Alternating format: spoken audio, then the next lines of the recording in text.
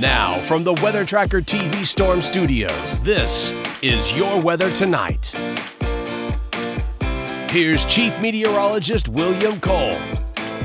All right, well, good Wednesday evening, everybody. We made it through a bitterly cold Wednesday afternoon, but the only drawback, we've got an even colder Wednesday evening, Wednesday night on the way, and of course, even out the door tomorrow morning. Dangerous wind chills, we're going to talk about those, but there is some glimmer of good news on the way. What about next week? All this talk about maybe some 70s on down the road. Yes, that is in fact in the forecast. Again, I've got details on that coming up, but this is what we have to deal with this evening, and a lot of folks probably just trying to stay indoors, maybe even home, and not really stepping out for dinner, drinks, anything like that, but 20s, eventually even down by 10 p.m., notice down into the teens, and again, those wind chill factors easing down into the single digits. So we did not do much this afternoon. Temperatures really did not move. In fact, it really took until very late this afternoon once we finally got a few peaks of sun. We stayed generally cloudy through a good part of the day to get these temperatures to budge at all. But again, you can see generally mid-20s for daytime highs in the Metroplex. Pretty common across North Texas. A few lower 20s off to the southwest, like Stephenville,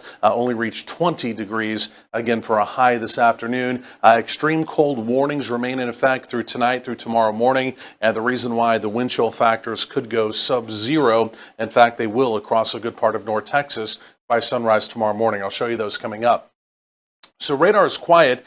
Earlier this morning, even into the very first part of the afternoon, we still had a few snow flurries, very light snow flurries. Again, no real accumulation. We even had a little lake effect snow around parts of the Metroplex, including Lake Louisville. All that's gone, right? So now we're totally dry heading into the evening, into the overnight. No concerns with any roadway issues tomorrow morning. It's truly just going to be the cold weather. The weather maker that did move through yesterday, if you remember, before the front arrived and brought us some scattered showers, is now exiting the eastern seaboard, really moved at a high rate of speed off to the east as we went through the day. It's just all about this now. It's about this air mass, this Arctic air mass. Look at this carefully. And again, you can see it extends all the way up into the northern tier. So something kind of interesting here.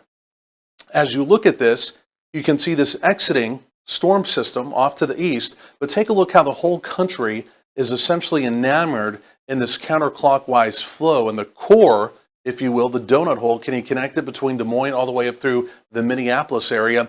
That is the polar vortex. That's the real deal polar vortex. It has become displaced and moved down into the continental United States. That will begin to lift back up into parts of Canada, but it will take it a couple more days. And again, because of that, we've still got a cold day tomorrow before we finally begin to at least moderate the temperatures as we get into Friday. So this is from yesterday. Who saw snow yesterday during, kind of this winter weather event as it began to unfold? Look how close the snow line came to North Texas. Just across the Red River, again, parts of Oklahoma, Arkansas, Missouri, even back into Kansas. Big snowfall totals up there. But again, simply put, we had a few flurries. We had a little bit of light freezing drizzle. But again, by and large, for us, this is, again, really turning out to be only a cold weather event, which, that was the forecast, of course, after all.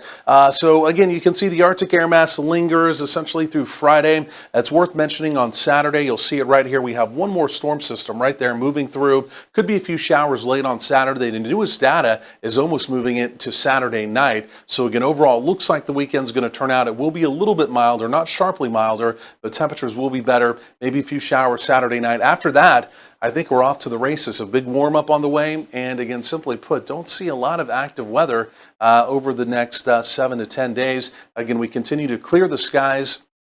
And again, as we clear the skies this evening tonight, again, it's going to allow for optimal chill down, right? Radiational cooling because of no cloud cover. And that's what's really going to allow those overnight lows to just flatline and bottom out as we go through the overnight. Again, you can see that. Take a look at this. Again, we're generally talking about teens for overnight lows. This is going to be the big story. You could say Wednesday night, or you could say Thursday morning, out the door tomorrow morning. We may have wind chills of -10 out to the west. Elsewhere, again, most locations near or sub-zero. Again, one of the reasons why the extreme cold warning is in effect. You can see the wind chills again quickly edge down as we go through the evening. And of course, please do remember to drip those faucets one more night. But as we go through tomorrow, a lot of us back up into the 30s. We'll try and get just above freezing as we go through tomorrow, Thursday. Then on Friday, we will begin to push back above freezing. 33 tomorrow, 39 on Friday. Few showers on Saturday, and again, you can see that morning low tomorrow morning down to 14. And again, that would, by the way, be a record low. More coming up.